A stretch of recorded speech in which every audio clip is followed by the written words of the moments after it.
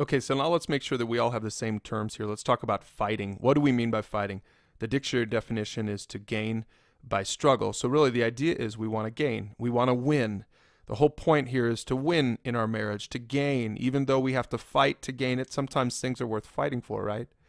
Now, we're going to talk about how to use your words to win in your marriage. We're not going to talk about how to use your fists to fight or how to use pots and pans to fight, how to use your words to fight. In fact, the Apostle Paul describes this in Ephesians chapter 4.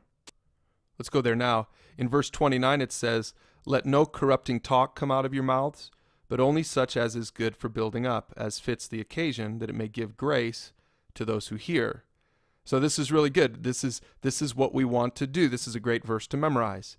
We want to build up with our words. We don't want to tear down with our words. A lot of marriages are struggling because people don't know how to communicate. They don't know how to fight right. And so we're going to talk about this. Now, before we talk about the right way to fight, we should talk about some of the wrong ways to fight. Remember in lesson 1, we talked about the 5 love languages. Those were good things. Well, we're going to talk about the 3 fight languages. These are not good things. The 3 fight languages are escalation, outbursts of anger, physical intimidation. Maybe this is your fight language. This is sort of your go-to fight language. That's not a good one. Or maybe you're more of a withdrawal kind of a person. You run for cover, you sweep it under a rug. These are the kinds of people that have elephants in every single room because nothing is dealt with. Finances are over here. We can't talk about it, because we just get in big fights. So you withdraw and you never deal with anything. That's not good either. Now, the third one is the worst of all. It's called invalidation.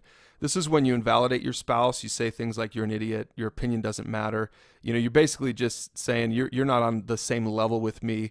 I don't even want to hear your perspective. That's the worst. That one probably hurts the most. Now, this is something we should all remember. Most people use all of these tactics at times in fighting, but the one that comes most naturally to you is your fight language. Avoid it. That's the whole point. We wanted to look at these before we look at how to fight right in the last video. We want to make sure that you're avoiding these negative things. So why don't you take some time right now as a group, talk about these questions in red, and then we'll see you in the next video and we'll learn how to fight right.